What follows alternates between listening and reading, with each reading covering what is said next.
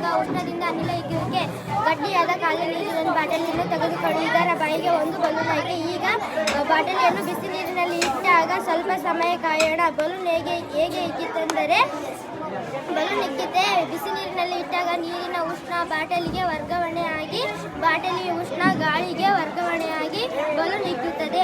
ಬೇಸಿಗೆಯಲ್ಲಿ ವಾಹನಗಳು ಟೈರ್ ಮತ್ತು ಸ್ವಚ್ಛಗೊಳ್ಳುವುದು. ಹೀಗೆ ಬಿಸಿಯಾದ ಗಾಳಿಯು ತಣ್ಣನೆ ಗಾಳಿಗಿಂತ ಹಗುರವಾಗಿರುತ್ತದೆ ಮತ್ತು ಹೆಚ್ಚು ಪ್ರದೇಶಗಳನ್ನು ನಮಸ್ತೆ, ನಾನು ಎನ್ ಸಂಜನಾ. ನಾನು 7ನೇ ತರಗತಿ ಓದುತ್ತಿದ್ದೇನೆ. ನಾನು ಮಾಡುವ ಪ್ರವಾಸ ಡೈವರ್. ಇಲ್ಲಿ ಸ್ಟ್ರಾದಲ್ಲಿ ಗಾಳಿ ತುಂಬಿರುತ್ತದೆ. ನಾವು ಬಾಟಲಿಯನ್ನು ಗಟ್ಟಿಯಾಗಿ ಅದುಮಿದಾಗ ಬಾಟಲಿಯ ನೀರು ಸ್ಟ್ರಾದೊಳಗೆ ಹೋಗಿ ಅಲ್ಲಿರುವ ಗಾಳಿಯನ್ನು ಸಂಕುಚಿಸುವಂತೆ ಮಾಡುತ್ತದೆ. ಆದ್ದರಿಂದ ಸ್ಟ್ರಾದಲ್ಲಿ ನೀರು ತುಂಬಿಕೊಂಡು ಅದರ ಸಾಂದ್ರತೆ ಹೆಚ್ಚು ಮಾಡಿ ಅದನ್ನು ಮುಳುಗಿಸಿದಾಗ ನಾವು ಕೈಬಿಟ್ಟಾಗ ಅದರೊಳಗಿನ ಹೊರಗೆ ಬಂದು ಗಾಳಿಯ ಗಾತ್ರ ಹಿಗ್ಗಿಸಿ ಸ್ಟ್ರಾ ಮತ್ತೆ ಹಗುರವಾಗಿ ಮೇಲೆ ಇರುವಂತೆ ಮಾಡುತ್ತದೆ.